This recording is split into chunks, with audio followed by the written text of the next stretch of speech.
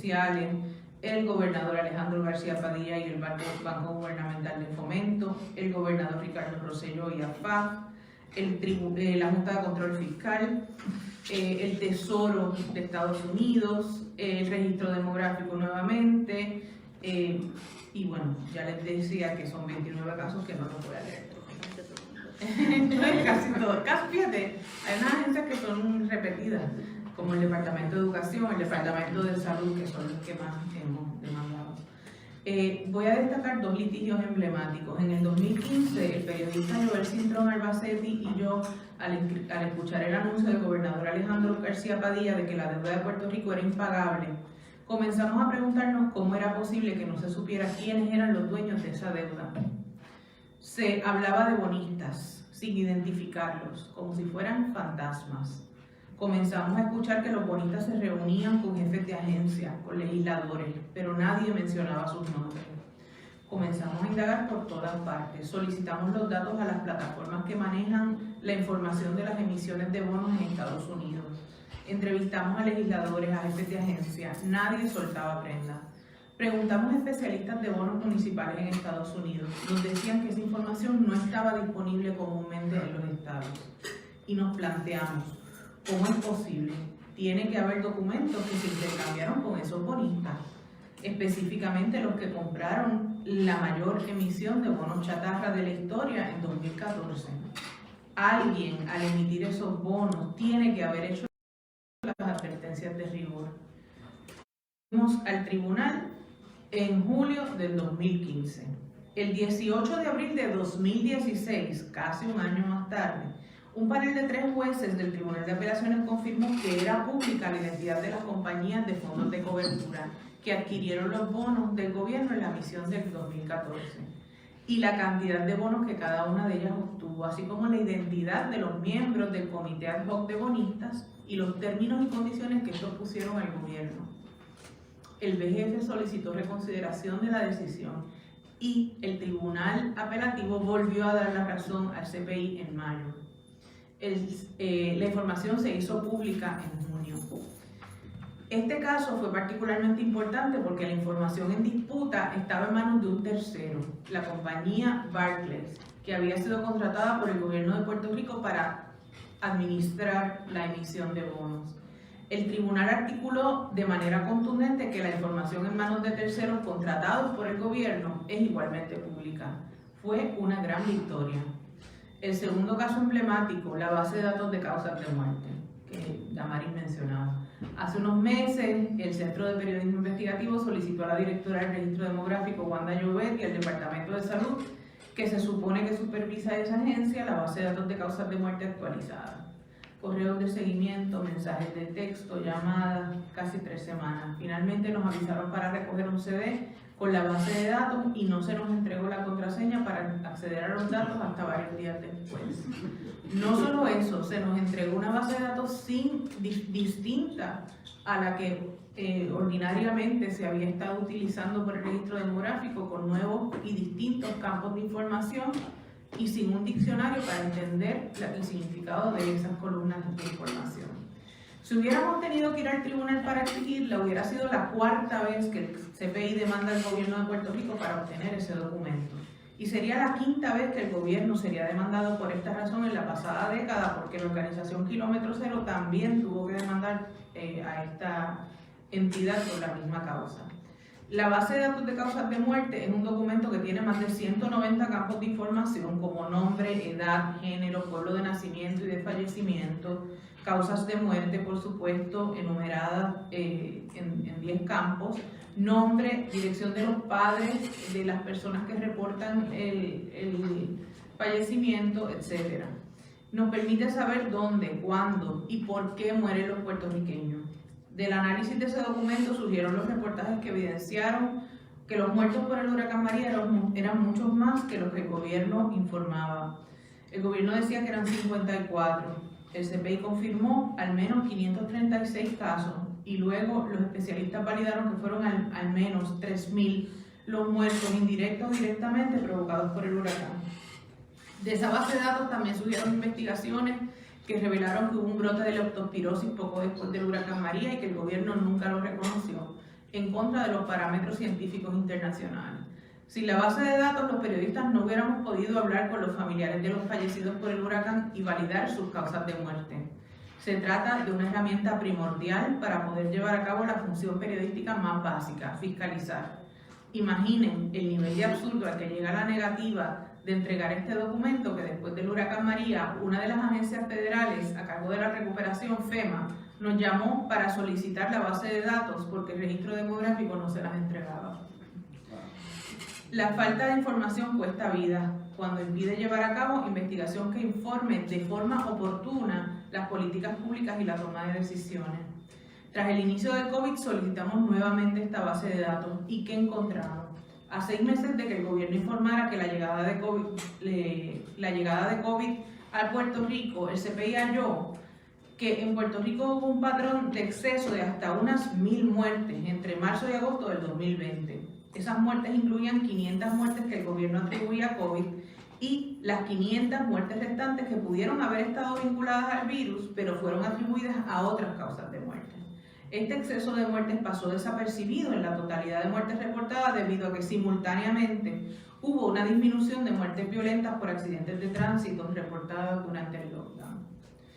El exceso de muertes anticipado por el CPI por haber tenido acceso a la base de datos que el gobierno no nos quería entregar fue validado casi 6 meses más tarde por un estudio científico publicado por el Centro Nacional para la Información de Biotecnología de Estados Unidos. Esa entidad determinó que hubo un exceso de 413 muertes para los primeros 5 meses de la pandemia y el CPI había identificado un exceso de 500 para los primeros 6 meses de la pandemia. ¿Por qué esto importa? Porque el gobierno y las autoridades de salud pudieron tomar mejores decisiones. Por ejemplo, sobre dónde concentrar recursos para hacer pruebas, rastreo de contactos, campañas de prevención y cierres focalizados que afectaran menos la economía y luego esfuerzos de vacunación dirigidos a un objetivo en vez de dar palos a ciegas y actuar con la ya constante dinámica del caos al que nos tienen acostumbrados. El problema de acceso a la información no es exclusivo del CPI. Profesores de esta Universidad de Puerto Rico, del recinto de Ciencias Médicas, han solicitado la base de datos de causas de muerte para investigar los casos de cáncer en Vieques, ante la posibilidad de que la contaminación de la marina esté asociada con esa enfermedad, y el Departamento de Salud en su momento se negó a entregarles la información. En 2016, un catedrático del recinto de Ciencias Médicas tuvo que someter una solicitud bajo FOIA al CDC, a los Centers for Disease Control, requiriendo los datos sobre Zika en la isla porque la entonces epidemióloga del estado también le negó el acceso a la base de datos. La agencia federal tampoco suministró los datos solicitados y en su defecto le ofreció información general. Estos son solo ejemplos de que este tipo de información es sumamente útil, podría estar siendo utilizada no solamente por expertos científicos, sino también por las comunidades para determinar, ¿verdad?, asuntos relacionados con la contaminación, enfermedades relacionadas con la contaminación en la región sur de Puerto Rico, donde se ha estado hablando durante años del efecto de las cenizas de carbón, en Vieques, como ya dije, y en otros lugares. En ruta a cumplir los 15 años de su fundación, este 11 de diciembre del 2022, desde el CPI, hemos llevado estos 29 litigios para lograr acceso a documentos que de otro modo estarían ocultos. Las cosas sean dichas como son. Hoy al CPI se le penaliza por ejercer su derecho de pedir acceso a la información y documentos públicos. Sobran las anécdotas de nuestros periodistas acerca de las conferencias de prensa y mesas redondas de las agencias de las cuales son excluidos selectivamente, o de las entrevistas que les son continuamente denegadas por funcionarios de gobierno. Especialmente la administración Pierluisi ha levantado un muro sólido para el CPI a la hora de atender nuestras peticiones de prensa. Cuando el CPI demandó a la Junta de Control Fiscal y tratamos de coordinar una entrevista para un reportaje con su directora ejecutiva Natalia Yaresco, esta fue la respuesta. El CPI tiene un litigio pendiente contra la Junta y el equipo legal de la entidad tiene algunos problemas con la entrevista. Se nos ofreció limitar las preguntas a Yaresco a cuestiones totalmente ajenas a la demanda e incluso tener un abogado de la Junta presente durante la entrevista. No se nos permitió. Cuando intentamos entrevistar, por último, a Manuel Sidre, al secretario de Desarrollo Económico actual, luego de haberlo demandado para obtener acceso a los informes de los recipientes de la Ley 22, la respuesta fue: La cancelación de la entrevista obedeció a una recomendación de nuestra división legal, no por el hecho de ser demandados, sino por la preocupación de que se vayan a dirimir temas de información que hoy están sub judice y que podrían representar sanciones judiciales. Examinando el requerimiento de información que se encuentra ante la consideración del tribunal, es evidente que gran parte del mismo se concentra en asuntos vinculados a la Ley 22, por lo que en ánimo de honrar nuestra política de total transparencia, agradecemos nos sugiera alguna forma de poder atender su solicitud de entrevista sin que resulte un subterfugio a los procesos judiciales que ustedes iniciaron. Esta es una práctica perniciosa. Los funcionarios te niegan entrevistas porque les estás exigiendo información que es pública. Con esa anécdota les dejo.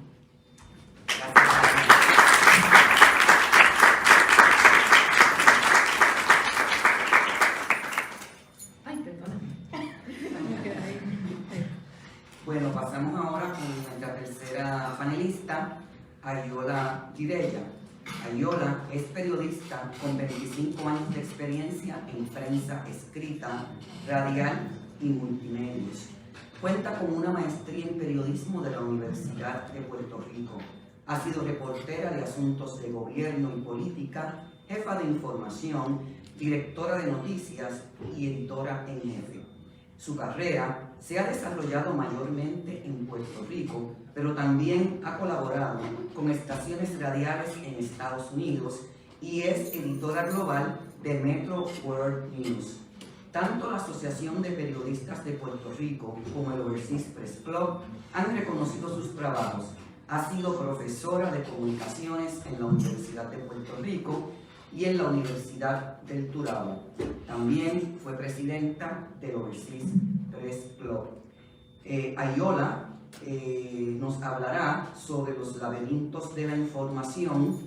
Ella, como reportera, jefa de información, directora, ha pasado por todas las etapas, ¿no?, que un periodista pueda tener aquí en la prensa, ¿verdad?, masiva.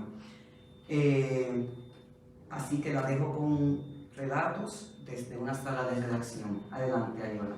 Gracias, Vilma, y gracias por la invitación a este foro, a mi alma mater también. Cuando Vilma decía 25 años, y yo, Dios mío, tanto, si yo hace poquito subí a la rampa de aquí de Generales, pero gracias por la invitación, un honor. Voy a leerles la ponencia, es bastante anecdótica. La he titulado Transparencia, Acceso a la Información y Derechos Humanos, una mirada desde el periodismo. Bueno, ese es el título del foro. Junto a la libertad de expresión, la libertad de prensa se reconoce como un derecho fundamental. En la Declaración Universal de Derechos Humanos, aprobada en 1948 por la Organización de las Naciones Unidas, se reconoce este derecho a todas las personas, como han dicho mis colegas. Sin embargo, es el trabajo de los y las periodistas el que concreta en el día a día ese derecho para muchísimas personas en la sociedad en la que trabaja ese periodista. La organización Frontline Defenders apunta que los y las periodistas actúan como defensores y defensoras de derechos humanos cuando denuncian o investigan cuestiones relativas a los derechos humanos, utilizando sus medios de comunicación para defender los derechos de los demás. A través del medio, visibilizan y amplían las situaciones de denuncias con la esperanza de provocar un cambio positivo para el entorno social. En fin, el derecho de la información es un derecho de todos y todas, pero somos los periodistas el brazo para concretar este ejercicio democrático. En el 2011, una encuesta de la Escuela de Derecho de la Universidad Interamericana, la Comisión de Derechos Humanos y Constitucionales del Colegio de Abogados de Puerto Rico, Amnistía Internacional y abogados de la Comisión de Derechos Civiles revelaba que las personas desconocían sobre el derecho a la información como un derecho civil. Asimismo, el profesor Osvaldo Burgo comentaba que se vivía en Puerto Rico en un oscurantismo y en represión. Cuando no da información, el gobierno te dice que algo esconde. Mi ponencia busca anclar estos conceptos sobre los derechos humanos y periodismo en el día a día de una redacción pequeña como la que elaboro hace ya 10 años en el periódico Metro Puerto Rico. Allí somos 14 periodistas echando el resto para poder hacer un trabajo digno y sostenible para mantener vivo lo que es el taller laboral para este grupo de periodistas, pero también un espacio adicional, una alternativa adicional para los puertorriqueños poder informarse. Voy a dividir los señalamientos sobre cómo se atenta contra el derecho a la información en Puerto Rico mediante varias situaciones que experimentamos en nuestra redacción. Una es bastante visible y sistémica, no solo para Metro Puerto Rico, sino en general para los periodistas de la isla, y es la falta de acceso a información pública, como relataban mis colegas. Constantemente batallamos contra un sistema en el que limitar el acceso del periodista es tan sencillo como ignorar sus peticiones. El Centro de Periodismo Investigativo, como nos ha contado Carla, ha llevado decenas de casos a los tribunales y eso es una señal de cuán grave es el problema. Para las redacciones pequeñas, sin apoyo, ¿verdad?, legal para dar esas batallas, o en las que la inmediatez del modelo de negocios del medio nos impiden esperar por meses datos o información pública, resulta en un ciclo frustrante para el periodista que busca revelar información de forma correcta. Es así como muchas veces los relatos o los contenidos en los medios terminan siendo en su mayoría mensajes dirigidos por las estructuras de poder. Vemos páginas y páginas de periódicos y horas de contenidos en medios electrónicos sobre conferencias de prensa, entrevistas programadas o eventos planificados en los que la línea de comunicación surge de la estrategia mediática y no de la curiosidad del periodista o del reportero o de la agenda propia del medio de comunicación. Muchos de los contenidos de investigaciones reveladas en los medios pequeños como el nuestro dependen de fuentes periodísticas que confíen en nosotros. Es esa primera alerta que viene de alguien dentro de la estructura que presenció una situación que interpretó como equivocada o porque alguno de los intereses que representa se afectó, porque muchas veces esas fuentes llegan porque tienen un interés que está afectado. Es ahí donde entonces el periodista parte con su trabajo de corroboración, documentación y construcción del relato para la denuncia. Esto, si la denuncia que se hace es tan grave como para resaltar en una redacción donde sobran denuncias y faltan manos. Mediante ignorar solicitudes o privilegiar medios amigables en la distribución de información, se atenta contra el derecho a la información. Eso me lleva a otra de las situaciones que pude rescatar para compartirles en esta ponencia. Se combina ese bloqueo de información con operativos de asesinatos de reputaciones en el espacio público o acecho digital. Esto pone en una posición muy vulnerable a los periodistas de a pie. La revelación, por ejemplo, del chat del pasado renunciante gobernador Ricardo Rosselló, con un grupo de sus más cercanos colaboradores, retrató cómo se planificaban operativos digitales contra periodistas en Puerto Rico. Esta problemática no es exclusiva de los periodistas puertorriqueños, es conocido el uso de vigilancia electrónica desde el oficialismo a periodistas mediante softwares como Pegasus. También podemos afirmar que cuando hablamos de minorías, como mujeres periodistas, periodistas de la comunidad LGBTQ+, o de raza afrocaribeña, aumentan los ataques. Recientemente se reveló que 3 de cada 4 periodistas mujeres sufren acoso o amenazas en línea. Puedo dar fe de que esas amenazas son reales, creo que aquí las 3 podemos dar fe de eso. Todos los días, yo que trabajo en el día a día, recibo cuando voy a mis mentions, ataques, ¿verdad?, por el trabajo que se hace, sobre todo de cuentas con un perfil que es obvio que se organizan desde operativos políticos. Al final del día, aunque una pueda despachar esto como algo sin importancia u optar por ignorarlos, lo cierto es que esto genera una percepción generalizada que puede poner en riesgo la reputación y hasta la integridad de los y las periodistas. Más aún cuando existen operativos mediáticos también en espacios fijos como programas de análisis radiales o programas de entretenimiento a base del chisme que constantemente refuerzan un mensaje contra las y los periodistas puertorriqueños. Escuchar estos programas puede llevar a la persona más inteligente a concluir que todos nuestros problemas sociales son culpa de la prensa, cuando la realidad es que sin una prensa independiente y fuerte se vulnera la sociedad. Quisiera entrar en ejemplos concretos que hemos vivido en nuestra redacción a lo largo de los pasados años. Y por ejemplo, cuando Damaris mencionaba la ley de transparencia, que de transparencia no tiene nada, hay temas que hemos solicitado que se demoran todos los días que le da la ley para simplemente respondernos que ese dato no es divulgable. La falta de acceso a información no se trata de que no te den una entrevista. El ejercicio de la entrevista requiere que el entrevistado esté dispuesto a sentarse a hablar con una, pero es falta de información, punto. Puede llegar a ser tan burdo que en una ocasión solicitamos el dato del salario de un funcionario.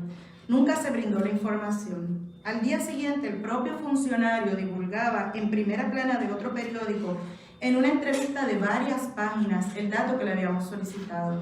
Ahí vemos el tema de la entrevista. El funcionario tiene derecho a hablar con quien él quiera, pero no ofrecer el dato solicitado fue un atentado al derecho de la información en un operativo para controlar la forma en que salía y se llevaba el mensaje. Esto pasa todos los días. Tan reciente como la semana pasada solicitamos datos de querellas de violación a mujeres en lo que iba del año. El primer día nos dijeron que la solicitud no la tendrían, que no tendrían ese dato, porque en un día no podían dar esa información. Al otro día le dimos seguimiento y nos dijeron, no sabía que todavía estabas interesado en el dato, así que bueno, vamos a seguir buscándolo.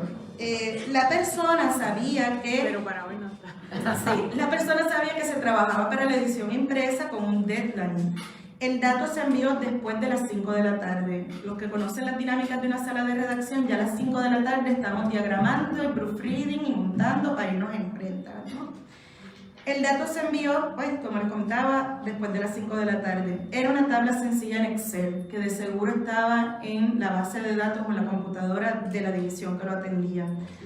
Al entregar los datos, la oficial nos hizo constar por escrito lo siguiente. Es importante señalar que hay una constante en los casos reportados. Se trata de jovencitas que conocen varones a través de las redes y luego reportan haber sufrido violación o actos lascivos y otros por parejas en casos de violencia de género. En lo que el caso se esclarece, aun siendo uno de actos lascivos, se incluye las estadísticas como una violación, aun cuando no se haya dado la violación como tal. Por ende, esta tabla incluye tanto hasta lascivos como violación, incluye casos reales como los que al final resultan no serlo una vez concluida la investigación. O sea que no servía. Ajá, pero vemos un intento por matizar el dato solicitado, incluso con una narrativa que podría llevar al periodista a plantear una historia sesgada sobre mujeres que conocen a varones a través de la web. Y así lo vemos en cosas tan cotidianas como pedir un estudio de sedimentación del lago Carraízo, por el cual esperamos durante años. Estadísticas de querellas de maltrato infantil, datos sobre las licencias de máquinas de entretenimientos, datos sobre cómo se reportan las muertes de la pandemia. Cuando entró la nueva administración decidieron de un día para otro que no iban a reportar muertes que no hubiesen sido en esa semana. Y por eso dimos una batalla gigantísima y muchas más. Este es el pan nuestro de cada día. El periodista tiene que entrar en complejos laberintos y casi perseguir a oficiales de prensa con acceso a la información. Cuando mencionaba una de las compañeras sobre cómo, Carla, sobre cómo le dieron la base de datos de las muertes, aquí tomé una nota rápida. Nosotros, ayer Luma envió un comunicado de prensa para decir que habían sometido un informe en cumplimiento de sus métricas y que están mejorando, que todo está magnífico. Llegó el comunicado, pero no llegó el informe. Así que nosotros solicitamos, le dimos un reply, necesitamos el informe. 2 horas más tarde me llegó una tabla de Excel con datos crudos que no decía básicamente nada y una moción legal que tuvimos entonces que sentarnos a leerla bien, y la moción legal era ellos pidiendo que no les exigieran reportar cómo iban sus gastos operacionales, sus métricas de financiamiento, ¿no? Gastos versus presupuesto. Y por eso no estaba, eso no se mencionaba en el comunicado de prensa. Y si un periodista no dice dónde está el informe, nunca se va a saber. Cosas tan sencillas como esa. Un ejemplo que no fue exclusivo de Metro, sino un atentado a toda la prensa del país y al país mismo, fue el cierre temporero de las gradas del hemiciclo del Senado hace unos años atrás. ¿Cuán prepotente puede ser el poder para una acción tan obvia? Pues cosas como estas pasan en Puerto Rico. Otra situación que pone en evidencia el asedio al derecho a la información son las demandas frívolas. Hay una tendencia a demandar periodistas fiscalizadores, pues en medio de una situación de precariedad económica, las empresas periodísticas le huyen como el diablo a la cruz a los pleitos legales. La acción pone en juego el trabajo mismo de los periodistas y además fomenta la autocensura en medios para evitar la demanda, que aunque frívola, hay que ir a defenderse al tribunal. Aunque los casos más visibles recaen en figuras de alta prominencia mediática, como el caso de la demanda de Elías Sánchez a Jay Fonseca, por ejemplo, esto es algo que está ocurriendo en todos los medios de comunicación. Comparto con ustedes ejemplos de nuestro taller de trabajo. El director de las campañas de la comisionada residente en Washington, el señor Francisco Domenech, demandó a Metro y a Noticel por la reseña sobre su caso de violencia doméstica, en el que hubo una orden de protección para la víctima. Ambos medios reseñaron que el licenciado mintió al proveer su lugar de residencia para propósitos de la orden de protección. Este abogado, cabildero e influyente figura política en Puerto Rico demandó por difamación. Luego de un extenso trámite legal y sus apelaciones, se sostuvo la determinación del juez Andino Holguín Arroyo, quien en junio del año 2020 concluyó que la contención del demandante invita a este tribunal a aventurarse por el peligroso camino de limitar o censurar la libertad de expresión de un periodista garantizada por nuestra Constitución. Al evaluar este tipo de controversias, el tribunal debe ser sumamente prudente ante el posible chilling effect que puede provocar en la censura periodística. La jurisprudencia interpretativa en estos asuntos nos lleva por un camino que protege la expresión y a no suprimirla del todo del mercado de las ideas. En enero de este año, el exrector de la UPR en Humacao y panelista de lo que antes era el programa de radio de Luis Dávila Colón, el académico Héctor Ríos Mauri, demandó a distintas figuras de la Universidad de Puerto Rico y a varios medios de comunicación, incluyendo a Metro. Aún no hemos sido emplazados. Aunque en la demanda no se menciona en la relación de hecho algo particular sobre Metro, el demandante parece estar reclamando por la publicación en otros medios de comunicación de una auditoría interna, un documento oficial. Estamos ante otro capítulo de esta práctica de intimidación a los periodistas mediante la vía judicial. También hay reclamaciones legales inventadas en el espacio mediático. Por ejemplo, el pasado año, cuando un abogado y recaudador político habló en un programa de entretenimiento de chismes sobre una supuesta carta legal que envió a esta servidora y al periódico Metro para reclamar por la publicación de un artículo basado en fuentes periodísticas que sacó a la luz pública por primera vez fotografías de una sobreviviente en un caso de violencia de género. Esta carta legal nunca existió, contrario al montaje que se realizó en el programa de chismes para amedrentar a nuestro medio de comunicación. De hecho, el que la carta nunca llegara aún no exime de que surja alguna acción legal contra nuestro medio y tengamos nuevamente que generar una inversión en defensa. Aparte de que no se puede despintar las preocupaciones de los gerentes que siempre cuestionan si estas reclamaciones pueden evitarse. Yo como gerente o editora en jefe, tengo que lidiar con mi gerente general preguntándome cómo podemos evitar esto. Pues la única forma de evitarla es autocensurándose. Siempre que publiquemos va a estar la posibilidad de que alguien reclame, como hemos visto. Y otro señalamiento de cómo se atenta en el día a día contra los medios periodísticos y al final del día contra el derecho a la información son las represalias comerciales. Voy a saltar esto porque creo que ya se me está agotando el tiempo, ¿no? Tengo. Okay. Aunque en la década de los 90 hubo el famoso caso del Nuevo Día versus Pedro Rosselló, del cual se derivan unos lineamientos sobre cómo debe ser la pauta publicitaria de gobierno para no convertirla en un mecanismo de represión a la prensa, lo cierto es que esta práctica disimuladamente sigue existiendo. En nuestro caso, por ejemplo, las pautas del Departamento de Educación desaparecieron con la fiscalización a su entonces secretaria y hoy convicta por corrupción, Julia Kelleher. Recientemente se celebró una feria de servicios del gobierno en la que un burócrata de las estructuras de compras coloquialmente compartió con una de nuestras ejecutivas de ventas que las cotizaciones solicitadas son un mero trámite, pues ya tienen las instrucciones sobre las compras de pautas publicitarias. En un medio como el nuestro, que su modelo de monetización es pura publicidad, esto es una práctica que nos lastima, ¿no? No somos un medio de pago, no contamos con suscriptores, no contamos con donativos ni con grants, así que es una forma directa de callar, atacar un medio. Y esto me lleva a plantear también cómo la crisis fiscal golpea fuertemente a los medios pequeños e independientes como Metro. Las bajas ventas repercuten en una falta de inversión en el capital humano y limita las posibilidades de poder brindar mejores condiciones de trabajo para las plantillas de periodistas, lo que redunda en inseguridad laboral y cambio constante de personal. Créanme que es drenante volver a empezar desde cero cada cierto tiempo con equipos nuevos de periodistas para desarrollarlos y que luego partan a otros medios. Hablemos también de la integridad física de nuestros periodistas. En Metro hemos tenido que lidiar con agresiones físicas a periodistas en coberturas de protestas, siendo el más grave el de un oficial policial que propinó un macanazo a un periodista. El caso se llevó a los tribunales. ¿Saben qué? Nada pasó. No quiero terminar sin dejar de plantear la falta de considerar el ejercicio informativo como un servicio esencial a la ciudadanía. Lo vimos de forma más palpable durante los tiempos más críticos de la pandemia, cuando periodistas tuvieron que mantenerse trabajando en la calle, mientras eran empujados cada vez más en los turnos de vacunación prioritaria. De otra parte, nunca se consideró al personal de prensa para categorías de apoyo, como por ejemplo el Premium Pay u otros incentivos, a pesar de ser de tan primera línea como policías, bomberos y empleados de supermercados, entre otros. Estoy segura que haber levantado esa bandera habría sido un tema controvertible, pues puede verse como que están pidiendo privilegios, pero no. Es un asunto de defensa de la prensa como una de las columnas principales de la sociedad democrática en la que vivimos.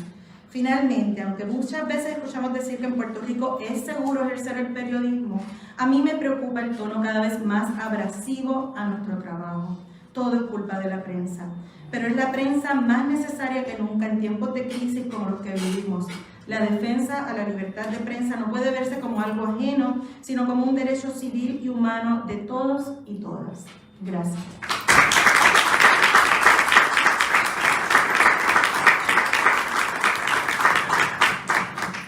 Gracias, Ayola.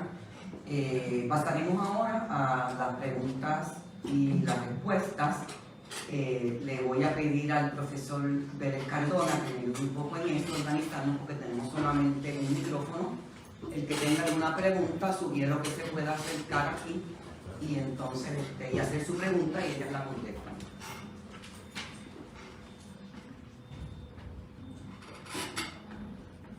Hola, buenos días. Soy Martín Blanco, vengo de México, soy comunicador también. Creí que me había equivocado de lugar y de país. No estaban hablando de México también. Entonces, dije, ¿dónde he oído eso? Mencionaban palabras que se han puesto de moda en los discursos políticos como transparencia. En México yo le agregaría anticorrupción, igualdad, y de eso no hay nada. Las entiendo perfectamente por todo lo que pasan y pasamos, ¿no? Los periodistas y los que estamos, y más cuando estás en un medio que pertenece al gobierno. En mi caso estoy en la radio y la televisión del Estado, en donde no podemos decir nada más que lo que se nos ordena decir, ¿no? Entonces, sí es muy difícil para el trabajo del periodista, pues, hacerlo. Desgraciadamente, la necesidad del trabajo te lleva, ¿no? Aunque no estés de acuerdo. Y eso lo veo yo con los compañeros, por ejemplo, que no están en el medio en el que yo estoy, que son los periodistas de calle. Les prohíben la entrada. Hace poco una periodista se atrevió a cuestionar al gobernador por un caso en especial y la sacó. Ya no le permiten las entradas a las conferencias matutinas. Y lo hizo público y se hizo un escándalo también estatal, porque pues obviamente hizo que se molestara y el señor no se aguantó y delante de todos la corrió y a partir de mañana no entras. Y no entró. La otra es, no sé qué tan estén aquí los casos de vulnerabilidad de los periodistas. En México llevamos en estos 3 primeros meses del 2022, 8 periodistas muertos. Entonces, allá no te amenazan, allá te matan. Sí. Definitivo, allá no te amenazan, te matan, ¿no? Y preguntan qué pasó, quién los mató, nadie fue, ¿no? Y nunca dan nada respuestas. Hablaban de cifras alteradas, también pasa en México. Ahorita con el COVID fue una cosa que tú vas y dices, no pasa nada, aquí no hay muertos y el semáforo en verde, ¿no? Y puede la gente entrar y salir y no usar la mascarilla. Y también nosotros en Veracruz contamos con un Instituto Veracruzano de Acceso a la Información, el IVAI, en donde cuando tú vas a pedir una información, te piden casi que lleves hasta tu ombligo para que te den un papel, ¿no? Y así es, no hay trámites, no hay datos. Yo por eso les decía, están hablando de Puerto Rico. Entonces quiero felicitarlas también y es un honor para mí poder estar en esta plática y conocerles. Gracias. Muchas gracias. Gracias.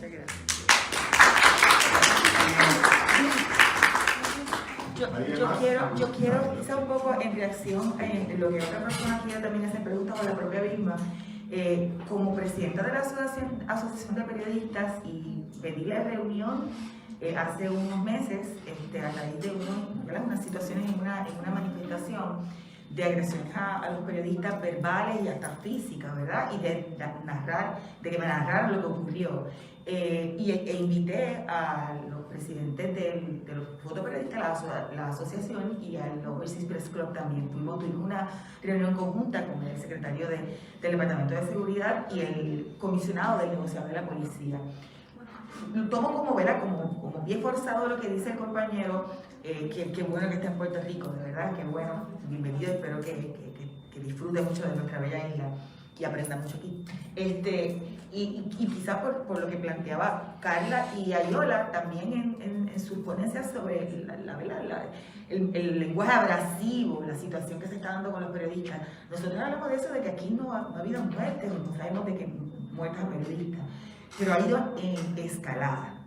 El uso de las redes sociales ha sido de 0 a 100 en términos de agresiones verbales, físicas y de amenazas, que muchas plantean seguridad a las y los periodistas.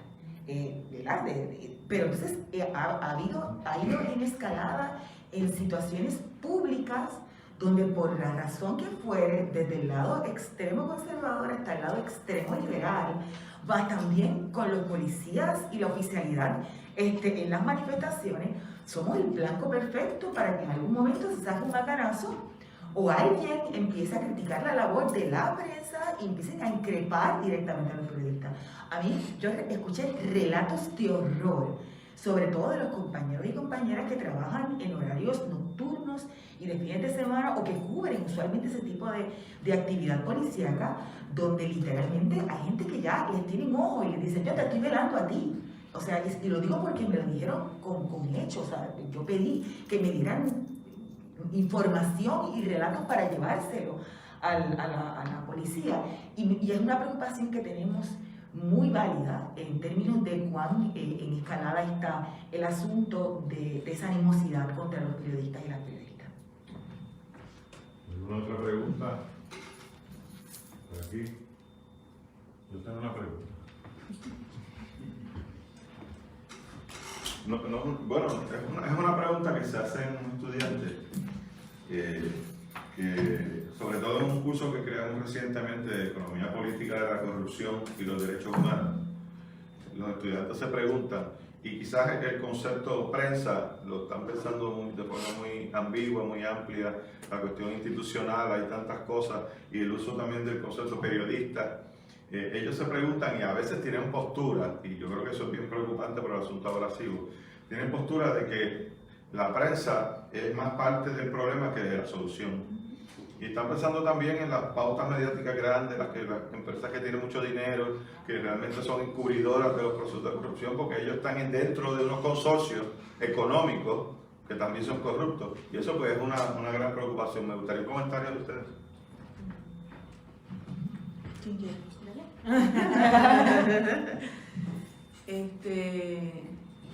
Sí, o sea, es el problema que trae generalizar, ¿no?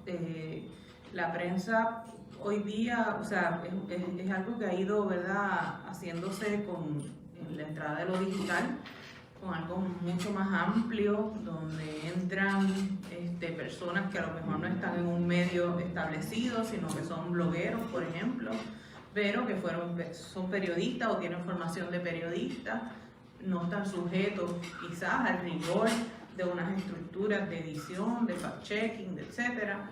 De la misma manera, ¿verdad?, como especialmente en la televisión, pero también en los medios impresos, se mezclan lo que es el análisis, lo que es el entretenimiento y los comentaristas y los entertainers o influencers, como también se les llama hoy. Y entonces estamos todos juntos en la misma página de periódico, pues eso confunde a la gente bastante sobre lo que es información y lo que es entretenimiento. son retos muy grandes, ¿verdad? También, por otra parte, hay medios independientes, el centro es un ejemplo, pero en otros países hay otros ejemplos importantes, que hacen un trabajo fuera de esas estructuras comerciales y de diario, en nuestro caso enfocado en el periodismo investigativo, pero otros medios que son medios especializados en economía, en finanzas, en género, en mil cosas, ¿no? Así que generalizar a la prensa de esa forma, pues siempre es un problema. Hablar aún así de la prensa comercial también es problemático, ¿verdad? Yo creo que definitivamente aquí hay unos medios informativos que ¿verdad? Que se conocen como el legacy media o los medios de familia y los medios históricos y de récord, que tienen unas cuentas que rendirle a la ciudadanía sin lugar a dudas, que a la misma vez que están ofreciendo información, están haciendo negocios con el gobierno, lo cual es sumamente problemático. Y pues son dinámicas que tienen consecuencias, sin duda, por lo menos en la confianza de la gente. Yo creo que nosotros vivimos, y de hecho en una de las huelgas de la universidad, esa desconfianza del estudiantado a la prensa, y de momento decían no queremos los periodistas en una asamblea o en los portones. Y me parece que la desconfianza, bueno, la desconfianza no es mala, pero es conocer, ¿verdad? Conocer lo que es el ecosistema de los medios de comunicación. Dentro de prensa hay una, ¿verdad? Una variedad, como decía Carla, están los columnistas de opinión que trabajan en análisis, tal vez no son periodistas formados, y están los periodistas como tal. Lo importante es tener un ecosistema saludable, tener variedad de medios de comunicación, que coexistan esos medios comerciales grandes con los medios independientes, y desde el lado de yo como sociedad, saber que ahí hay unos canales de distribución, ¿no? Y porque, vuelvo al tema de la universidad, de momento si entra la policía y comienza a dar más ordenación, yo quiero que la prensa esté ahí, que quede documentado, porque es una denuncia. Entonces, es conocer quién es quién en la prensa, manejar tu mensaje desde eso, pero no convertirte entonces en un obstructor del trabajo del periodista, de decirle, porque estás censurando, no te quiero aquí, tú sí, tú no, es verdad, bastante acomodaticio. Eso. Yo, para simplemente redondear, es que lo que decía Carla, la generalización no es buena. Desde ningún punto de vista generalizar es bueno, porque siempre vas a cometer un error, porque siempre es un casi siempre, y el nunca es un casi nunca. Me parece que de alguna forma consolidando ambas explicaciones, hay una responsabilidad del periodista y la periodista en hacer bien su trabajo. Y como en todas las profesiones, hay buenas, excelentes y malas, podridas, porque no somos perfectos ni perfectas. Lo que sí es importante es que la responsabilidad del periodista y la periodista, que se conozca la diferencia de quienes toman las decisiones empresariales, si es un medio comercial, ¿verdad?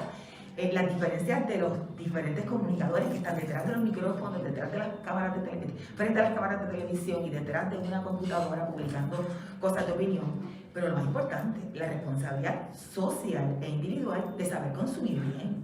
O sea, si usted entiende que ese medio no le representa editorialmente, busque medios alternativos que están haciendo excelente trabajo y consúmalos, difúndalos, que la gente los conozca, porque no es una sola prensa. Gracias, Tamara. Tenemos espacio para una última pregunta. Vamos Flor, querida. Sí, es que tengo una preocupación, ¿verdad? Lo que tú planteaste de que simplemente en una conferencia de prensa dicen no, el centro de periodismo no puede estar aquí. ¿Cómo es eso? Me pregunto yo, ¿verdad? Como ciudadana, eso no se puede hacer algo, no sé, hacer un piquete allí al frente, algo que de verdad se denuncie públicamente que eso está ocurriendo, porque es cierto, la mayoría de las personas, bueno, la mayoría no estoy generalizando, mucha gente dice, los periodistas, yo también a veces estoy en casa oyendo una conferencia de prensa y los periodistas le hacen unas preguntas que yo digo, hello, ¿qué es esa pregunta? Porque de verdad me quedo, miren, pregunten lo que nosotros quisiéramos preguntarle como ciudadanos, que estamos en medio de una problemática, una crisis social, política, económica, y las preguntas se quedan en el aire. Me pregunto también por qué eso ocurre. También depende del medio. No sé, por ejemplo, Noticentro, estos canales, le ponen límites a los periodistas para que hagan ciertas preguntas, pregunto yo. Jóvenes, no sé. 5 minutos para contestar. Wow. Tenemos Es otra la mejor conferencia pregunta aquí. al final. Lo que pasa es que tenemos una conferencia a las 10:30, ya están llegando. Bueno, en respuesta a al tema de las conferencias de prensa y la exclusión de los periodistas del centro, al igual que usted, nuestro instinto sería hacer un piquete, pero pues realmente como que hacemos un ejercicio de prioridad, decimos, bueno, tú sabes que realmente que vamos a lograr que esto cambie haciendo un piquete, porque si nos están excluyendo de varias agencias de gobierno, ¿sabes cómo solucionar eso? Ya que se convierte en un problema bastante sistémico, ¿no? Y que evidentemente nos hace saber que hay quizás un mensaje generalizado a los relacionistas públicos de que el centro no debe ser invitado a ciertos tipos de conferencias de prensa. Así que definitivamente es un problema bien serio. No hay una forma, digamos, legal de resolverlo, ¿verdad? Está nuestro derecho a la pataleta, que lo estamos ejerciendo aquí, obviamente, y que lo seguiremos denunciando, y, ¿verdad? Por los canales formales y también públicamente, pero es muy difícil de solucionar. Yo precisamente esta semana hablaba con Damari para ver si hay otros medios que están pasando por esto de una manera consistente, para ver si es algo que entonces trasciende al centro. Parece ser que no. Así que pues ahí estamos indagando un poco a ver cómo se están... Porque pienso que la gente no lo sabe eso. Y que el gobernador excluye a un periodista. Claro. El otro problema es, y quizá dándole seguimiento a eso, y lo de la pregunta de las conferencias de prensa y las preguntas, que me interesa decir algo como presidenta de la asociación. Hay gente que no le gusta la autocrítica, y yo creo que hay que autocriticarse. El problema con la cosa del centro y con otras cosas que estamos averiguando para ver si ocurre en otros lugares desde la asociación de periodistas, o sea, me pongo los dos sombreros, es que en el caso, igual que yo, cuando me llega una convocatoria, me llegó la convocatoria, supe o no supe. No necesariamente sabemos inmediatamente que ese foro existe hasta que no vemos la nota publicada a las 2 o 3 horas. Entonces ahí es que uno podría pensar, oiga, pues siempre cobró eso porque no nos llegó la notificación, que es una cuestión también de logística, es que ya se identificó por las reuniones que semanalmente tenemos, y que entonces Carla llega a la conclusión de que aquí parece que está pasando algo. Sobre las preguntas, aunque yo entiendo que hay mucha gente joven y del nuevo Nuño en los diferentes nuevos centros de trabajo, durante los últimos años, y yo creo que es una preocupación que ha ido heredándose de generación en generación, la logística de las conferencias de prensa y las dinámicas son distintas, a uno tener una entrevista, etcétera, etcétera, pero yo creo que todo periodista tiene que prepararse. Hay una responsabilidad profesional, y yo creo que en este caso, más que profesional, una responsabilidad pública, de que si usted va a una conferencia de prensa, usted tiene que saber del tema y tiene que prepararse para hacer buenas preguntas. Hacer una pregunta porque le dieron un turno, cuando la pregunta ya se hizo y la vuelve a hacer, es una pérdida de tiempo. No hacer preguntas de seguimiento, porque tiene una pregunta en mente y no está escuchando que el funcionario o funcionaria no contestó la pregunta del compañero anterior, no es trabajar en equipo. Yo creo que partiendo de eso, la asociación hace múltiples actividades, incluso en la pandemia, desde la pandemia, de forma virtual, de educación continua, que no es obligatorio porque nuestra organización es voluntaria. Quisiéramos ver más periodistas, sobre todo los activos y activas, en las conferencias de prensa, acudiendo a esas actividades que organizamos para mejorar nuestro trabajo. Yo creo que todo el mundo tiene un año de experiencia, tenga 10, tenga 5, tenga 30, todos los días aprendemos algo. Se nos Y está nadie acabando puede el pensar tiempo, que no parece- discúlpenme. Sí. una última intervención, porque es que hay otra conferencia que a las 10:30 y ya está Aquí, llegando el otro. en México pasa que muchas veces vas a las conferencias y te dicen, vas a preguntar esto, te dan las preguntas ya hechas. No, aquí no. Digo, que yo sepa, no. Pero quería decir rapidito algo de la conferencia de prensa. Muchas veces la persona que está en su casa escuchando, escucha otra estrategia de los que son los relacionistas públicos de gobierno. Te transmiten el primer tramo. Todos esos primeros turnos, ellos ya saben a quién se los van a dar. Y el periodista con la línea dura de preguntas lo dejan al final, donde ya Nadie o está no, o escuchando. televisión cortó o ya nadie está escuchando esa conferencia. Gracias. Gracias. Muchas gracias.